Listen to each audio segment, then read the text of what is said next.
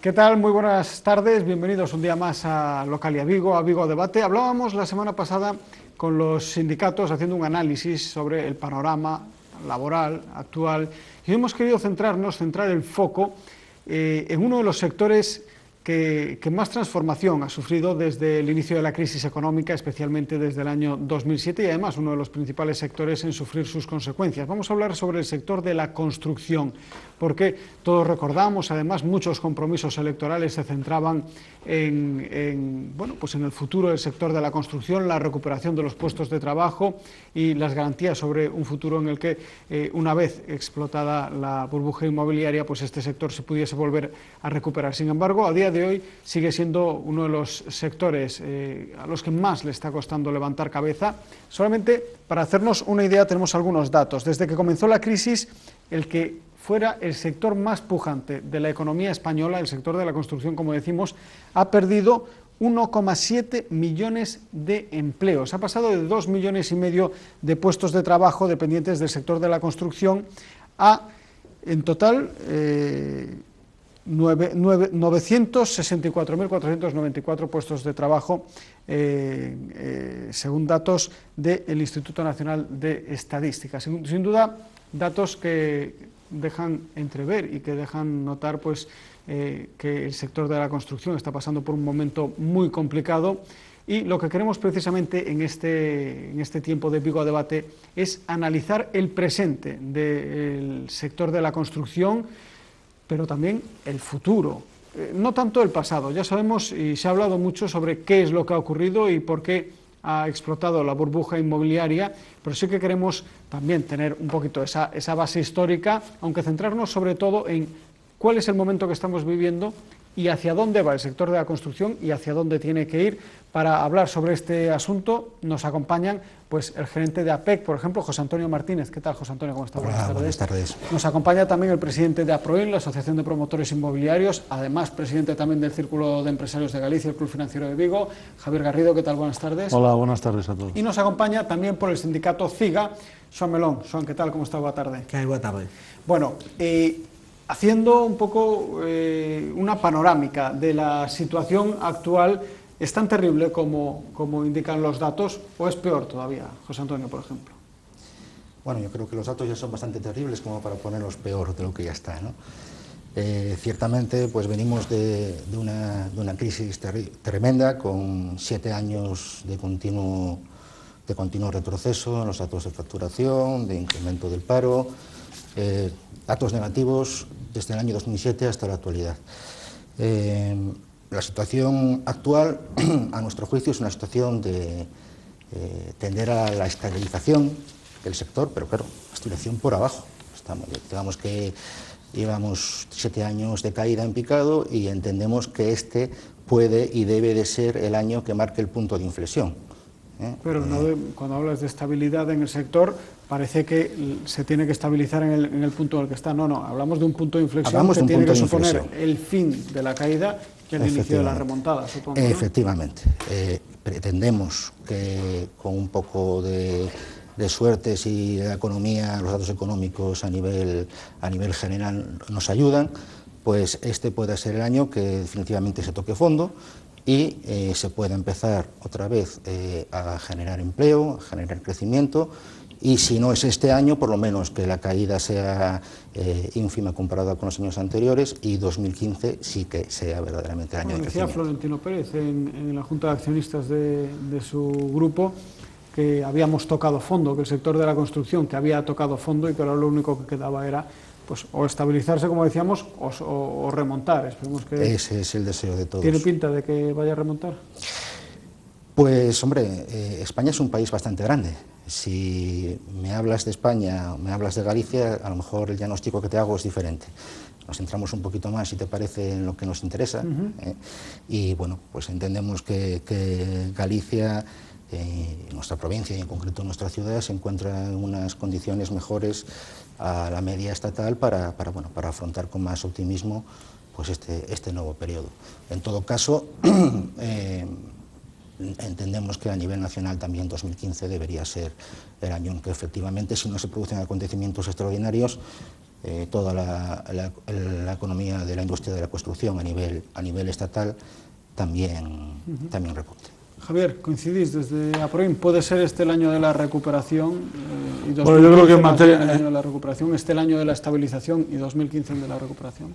En todo caso, esto último, ¿no? Más tendiente a este año hacia la estabilización, pero en el ámbito de la construcción en general, yo creo que vamos a tardar un poquito más, yo creo, a nivel autonómico en percibirlo. Yo creo que claramente lo que se apunta desde el punto de vista estatal en cuanto al equilibrio de las cuentas públicas y lo que implica Galicia del control de déficit va a hacer, ya no solamente en Galicia, sino en casi todas las comunidades autónomas, que la inversión autonómica yo creo que va a seguir muy ralentizada porque tiene que cumplir necesariamente unos datos de déficit. Solamente recordar que el presupuesto de la Xunta de Galicia este año ha sido de 8 millones de euros, es decir, el presupuesto que tenía en el año 2006, ¿no? 2007.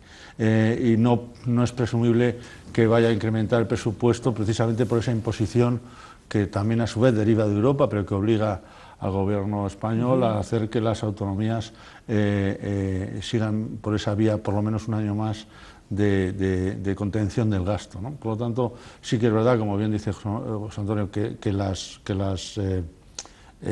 inversiones estatales yo creo que sí que van a tener una cierta recuperación, porque la reacción es mucho más directa, va a recaudar más y por lo tanto probablemente vaya a invertir más, pero esto no va a tener esa tendencia en las autonomías. Y en cuanto a materia de vivienda, nosotros seguimos diciendo exactamente lo mismo. En ciudades, desde luego, como Vigo, como Coruña, o las principales ciudades de Galicia, ahora mismo, bajo nuestro punto de vista y un análisis estrictamente de mercado, hay más demanda que oferta. Es decir, lo que pasa es que hay una demanda muy concretada a un sector de población de poder adquisitivo medio-bajo y no se han fabricado viviendas para ellos. Ahora mismo habría que decir a algún ciudadano de Vigo que vaya a buscar vivienda nueva por 170.000, por 180.000 euros. Es prácticamente imposible en esta ciudad. Sin embargo, técnicamente, y aquí hay profesionales como yo, no habría ningún problema en fabricarla si se consiguiera el suelo a precio razonable y que no tuviera que soportar unos gastos adicionales de infraestructuras como que hagan que el producto final tuviera que salir ya más caro. Por lo tanto, demanda existe, otra cuestión es que esta demanda sea posible o esta demanda sea técnicamente solvente, ¿no? Es decir, tal vez todo lo que se pueda hacer desde las administraciones no vaya tanto en la línea de promover la construcción, incluso la de la obra pública, sino a ayudar mediante sencillamente rebajando, por ejemplo, la imposición fiscal. Imposición fiscal, después hay determinadas situaciones que se han producido en unos momentos simplemente distintos. Digo porque recuerdo, por ejemplo, que uno de los compromisos que llevaba Alberto Núñez Feijóo en la campaña era suprimir o rebajar prácticamente a cero las tasas por adquirir una vivienda nueva. Ha subido a JD, por lo pronto, el acto jurídico documentados que grava la fabricación de una vivienda durante 5 veces en la vida de la obra, en la adquisición del suelo, después en la división horizontal, en la escritura de la vivienda, en la escritura de la hipoteca y la otra no recuerdo. Esto realmente no sería significativo. Yo creo que claramente el problema estaría en nuestra materia prima, que es el suelo. El suelo, donde el manual para sacar viviendas de ese entorno de precios, que yo creo que existe clarísimamente una demanda, no creo, estoy seguro, tendría que ser aproximadamente un 18% del valor final de la vivienda. En la época del boom ha llegado a ser el 70%. ¿no? Es decir, ahí estaba la desproporción, el recorrido que podría tener esa posibilidad. ¿Qué pasa? Que es verdad que también cuando se han hecho figuras de planeamiento, como es el caso del Vigo en plan general, se hacía en unos momentos de bonanza. A nosotros nos hubiera pasado lo mismo, quiero decir que me parece un error razonable, pero se hacía en una época de bonanza donde se establecían unos criterios medios de precios de las viviendas y estableciendo también un crecimiento teórico de la ciudad. Bueno, pues no se ha producido ni una cosa ni la otra, es decir, los precios medios de la vivienda ahora mismo no serían los mismos y aún encima el crecimiento de la población no se está produciendo, con lo cual, sin embargo, esos desarrollos del territorio, de planes parciales o planes sectoriales, están soportando unas infraestructuras que los convierten en inviables.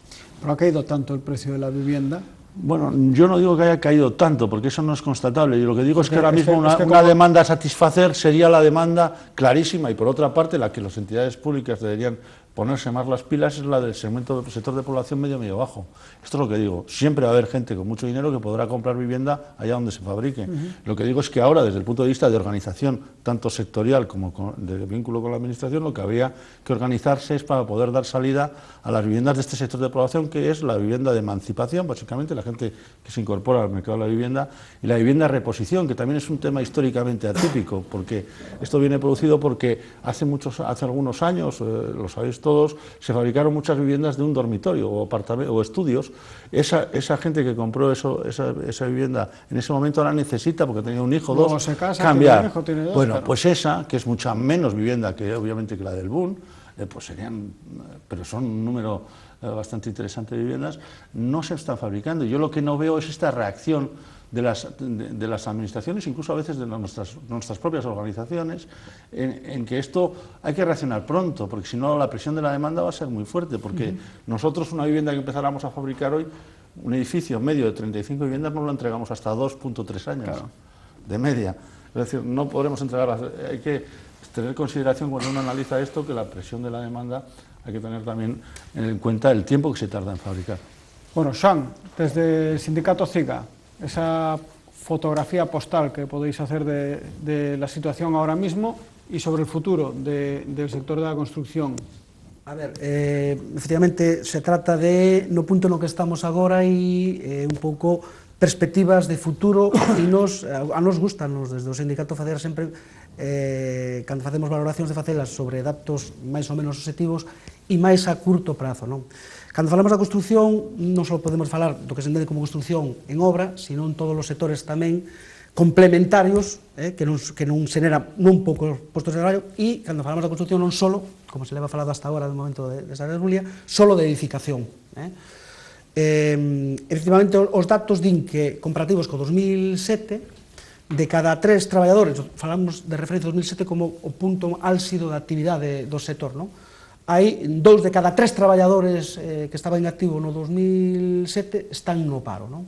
A nos parece que é un dato objetivamente moi preocupante, é dicir, a estas alturas, con perspectiva de 7 anos para atrás, ninguén pon en discusión que o sector máis afectado pola crise económica é o sector da construcción, porque, efectivamente, hai outros sectores afectados, pero a mellor puntualmente en unha comarca, outros máis noutra, pero que sí estaremos todos de acordo en que o sector da construcción e os seus subsectores complementarios afecta máis ou menos por un igual, en función tamén da densidade poblacional de cada comarca, pero por un igual ocupa a crise a todo o sector. Nese sentido, nos, cando se fala de se tocou o fondo ou non, que é outra das preguntas de inicio do arranque deste debate, nos entendemos que ainda non. Entendemos que ainda non... Non se pode baixar máis?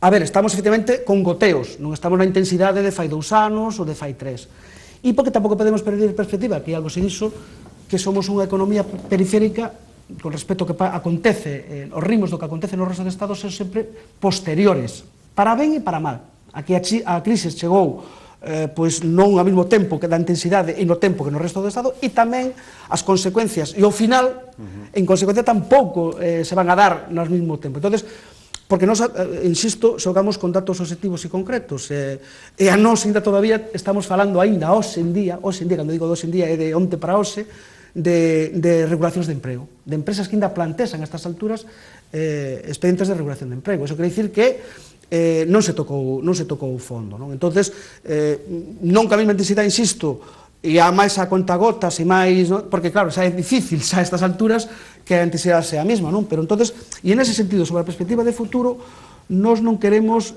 lanzar falsas expectativas, non queremos ser tremendistas, porque esa situación é suficientemente grave para alimentar esa situación difícil e extrema, pero nós temos que transmitir á sociedade, na medida da nosa responsabilidade, que efectivamente o punto final para falar de arranque, porque claro, para falar de arranque antes vai dicir, bueno, pues levamos 2 ou 3 meses onde pola porta do sindicato non chega empresas, traballadores ou delegados dicindo, mira, que a empresa me está plantexando un ERE. Cando cheguemos a ese punto